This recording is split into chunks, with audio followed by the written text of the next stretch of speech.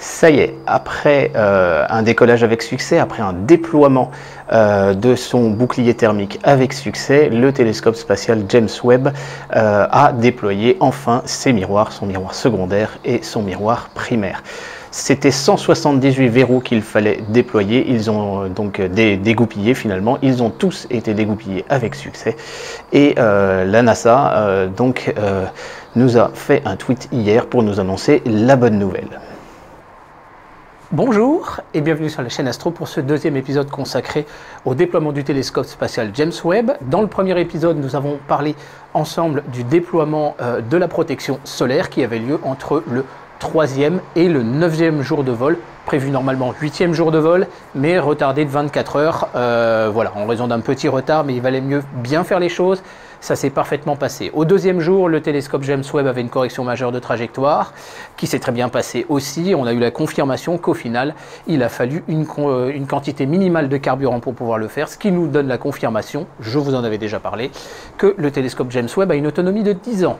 Et aujourd'hui, en fait, entre le 10e et le 13e jour, le télescope James Webb doit finalement déployer ses miroirs, déployer le miroir secondaire et les deux parties du miroir primaire, opération bien évidemment indispensable pour pouvoir obtenir des images. Je vous propose donc de voir ensemble quelles ont été les étapes réalisées, mais surtout d'essayer de comprendre, et c'est pour ça que j'ai mon 400 avec moi, d'essayer de comprendre qu'est-ce qui se serait passé comme conséquence si tout ne s'était pas passé parfaitement. Et c'est donc maintenant sur la chaîne Astro.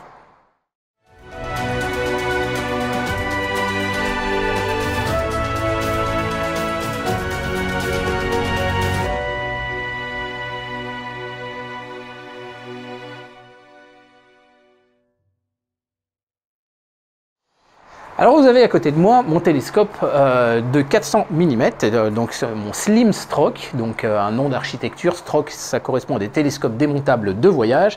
Je vous souhaite la bienvenue bien évidemment si vous ne découvrez la chaîne à l'occasion de ces épisodes sur le James Webb. Donc moi je suis astronome amateur, je fabrique mes propres télescopes, j'en ai fabriqué 5. Et celui-là c'est un télescope de 400 mm de diamètre. Normalement quand vous achetez ça dans le commerce ça pèse facilement une soixantaine de kilos, celui-là on fait 24. Parce qu'il est intégralement démontable et extrêmement léger. Et l'architecture repose sur l'utilisation de tiges de carbone, de cerf-volant, et puis finalement un anneau le plus simple possible, et qui vient s'encastrer dans la cage du primaire que vous avez ici. Et donc en fait autour du miroir primaire vous avez un espace dégagé justement exprès pour pouvoir loger, et puis l'araignée se démonte, elle supporte le miroir secondaire. Et donc cette architecture finalement nous fait penser aussi un petit peu à l'architecture du James Webb, puisqu'il repose sur 3 grandes barres, en plus de ça pliantes et mobiles pour supporter le miroir secondaire. Et donc voilà, par contre la grosse différence c'est que bien évidemment le miroir primaire est constitué de 18 miroirs hexagonaux et en plus de ça pliés finalement en 3 sections au moment du lancement. Alors que se serait-il passé si jamais le miroir secondaire, si jamais les bras ne s'étaient pas complètement déployés ou imparfaitement? Quand on regarde l'architecture du télescope spatial James Webb, on comprend que le déploiement du miroir secondaire était absolument impératif et devait être réalisé parfaitement. Bien évidemment, s'il n'est pas en face, il est quasiment impossible de pouvoir obtenir une image. Côté miroir primaire, par contre, là on aurait eu des conséquences, donc le miroir est en 3 plans, on aurait eu des conséquences quand même assez graves, à savoir que finalement on aurait une partie du ciel située derrière le miroir primaire qui n'aurait pas été masquée, puisqu'il y a des masques aussi autour. Donc ce que je vous propose, c'est de vous montrer, si vous étiez à la place finalement des instruments du télescope James Webb, ce que l'on voit dans le cadre de ce télescope et ce que l'on voit dans le cadre du James Webb. Voilà, vous vous trouvez maintenant à la place donc d'un oculaire ou à la place finalement d'une caméra, d'un imageur. Ce que vous voyez devant vous là, c'est le miroir secondaire. Voilà. Et ce que vous voyez comme image au fond, c'est le miroir primaire, et vous revoyez le retour, en fait, le reflet du miroir secondaire dans le miroir primaire. Et puis là, vous voyez ma main qui est complètement devant l'instrument.